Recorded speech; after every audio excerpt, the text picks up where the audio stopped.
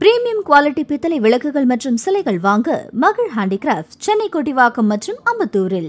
உங்களின் ஆன்மீக யாத்திரை பயணங்களுக்கு யாத்திரை.com உடன் இணைந்திடுங்கள். கால் 9445760000. அறிந்த தலங்கள், அறியாத தகவல்கள்.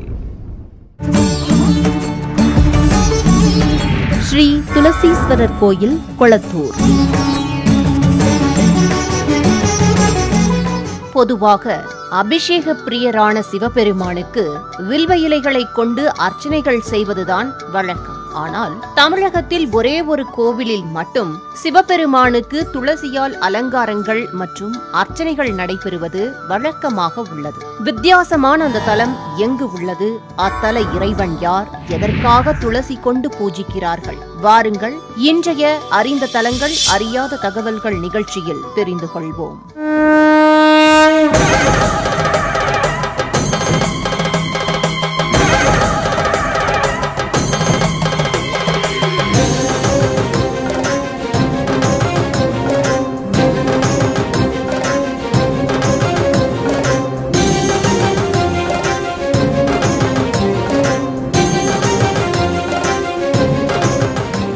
எல்லா சிவாலயங்களிலும் ஆண்டில் ஒரே ஒரு நாள், அதுவும் குறிப்பிட்ட நேரத்தில் மட்டும் சிவபெருமானுக்கு துளசி சாத்தி வழிபடப்படும். அது எப்போது என்றால் மகா சிவராத்திரி அன்று. அதுவும் குறிப்பாக 2ஆம் சாமத்தில் மட்டும் துளசி சாத்தி வழிபடப்படுகிறது. மறை 4 தினம் போதி குறைவின்றி உனை தொழுவேன், மறுபிறவி மறுத்தெனக்கு வர மருளி வாழ்த்துவாயே.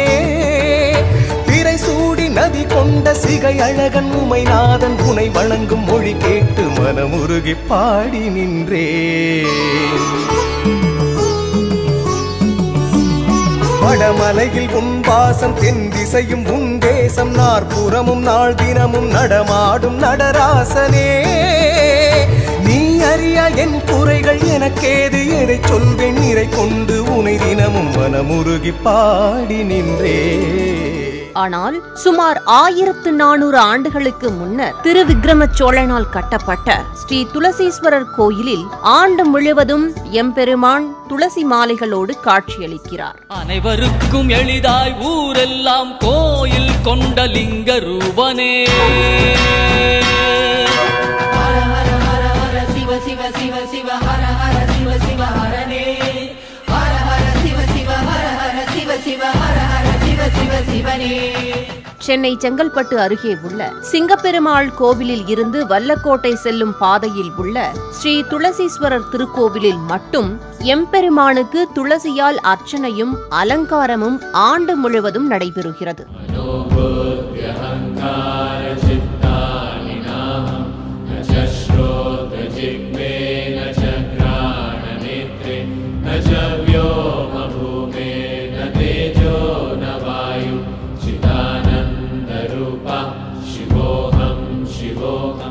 சாதாரணமாகவே சிவபெருமான் வில்வத்தின் மீது அலாதி பிரியம் கொண்டவர் என்பது நாம் அறிந்ததே. அதனால்தான் சிவபெருமானுக்கு வில்வவனநாதர், வில்வேஸ்வர், வில்வாரண்யேஸ்வரர் என்றெல்லாம் பல திருநாமங்கள் உண்டு. ஆனால் மாறாக இத்தல அம்பாள் ஸ்ரீ வில்வநாயகி என்னும் திருப்பெயருடனும் இத்தல மூலவர் சிவபெருமானுக்கு துளசீஸ்வரர் என்ற திருநாமமும் உண்டு. பெருமாள் வழிபாட்டில் முக்கிய இடம் வகிக்கும் துளசியை சிவபெருமான் தன்னுடைய திருநாமத்தில் தாங்கியும் அதை அணிந்தும் சைவ வைணவ ஒற்றுமையின் அடையாளமாகவும் ஹரியும் சிவனும் ஒன்றே என்ற தத்துவத்தை மீண்டும் மெய்ப்பிக்கும் வகையிலும் அருள் பாலிப்பது சிறப்பிலும் சிறப்பாக பார்க்கப்படுகிறது. ஓம் நம சிவாயமே உணர்ந்து மெய் உணர்ந்த பின், ஓம் நம சிவாயமே உணர்ந்து மெய் தெளிந்த பின், ஓம் நம சிவாயமே உணர்ந்து மெய் உணர்ந்த பின், ஓம் நம சிவாயமே உட்கடந்து நிற்குமே.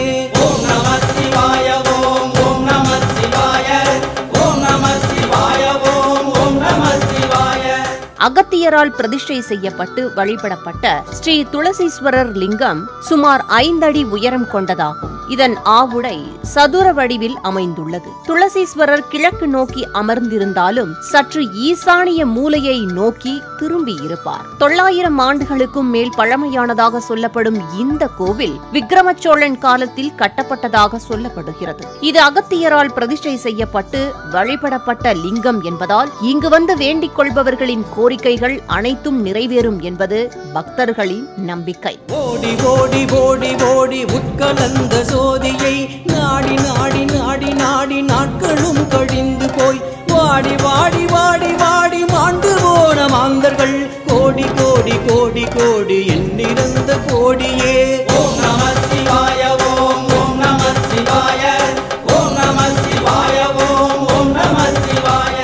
கைலாயத்தில் நடைபெற்ற சிவன் பார்வதி திருமணத்தை காண தேவர்கள், ரிஷிகள், கந்தர்வர்கள் உள்ளிட்டவர்கள் பூமியின் வடக்கில் குவிந்தனராம்.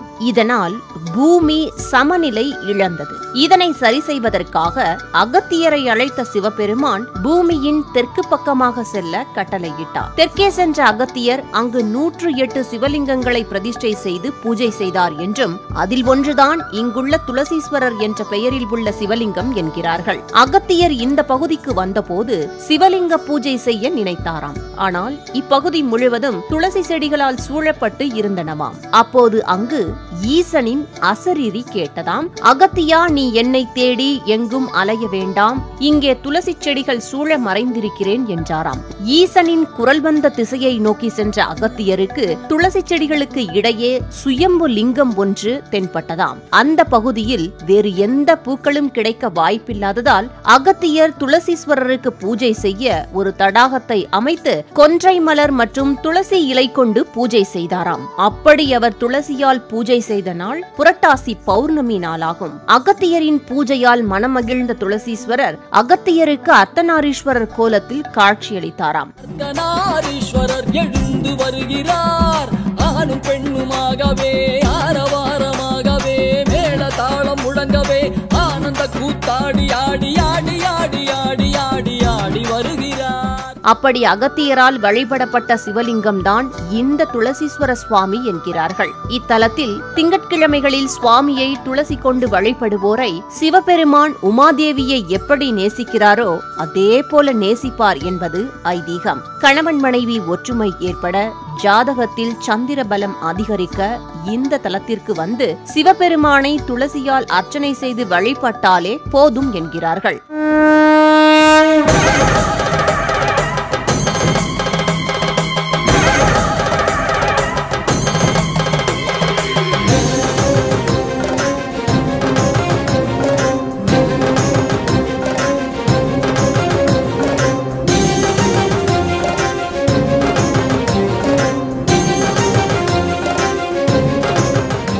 நேயர்களே, வித்தியாசமான ஸ்ரீ துளசீஸ்வர ஸ்தலம் பற்றியும் அங்கு துளசி இலைகளால் சிவபெருமானுக்கு நடைபெறும் அலங்காரம் மற்றும் அர்ச்சனைகள் என பல அரிய தகவல்களை இன்றைய அறிந்த தலங்கள் அறியாத தகவல்கள் நிகழ்ச்சியில் கண்டு தரிசித்தோம்.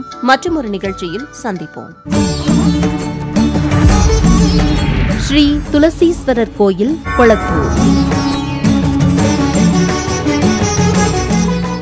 அறிந்த தலங்கள் அறியாத தகவல்கள். பிரீமியம் குவாலிட்டி பித்தளை விளக்குகள் மற்றும் சிலைகள் வாங்க மகிழ் ஹேண்டிகிராஃப்ட், சென்னை கொட்டிவாக்கம் மற்றும் அம்பத்தூரில். உங்களின் ஆன்மீக யாத்திரை பயணங்களுக்கு யாத்திரை.com உடன் இணைந்திடுங்கள். கால் 9445760000.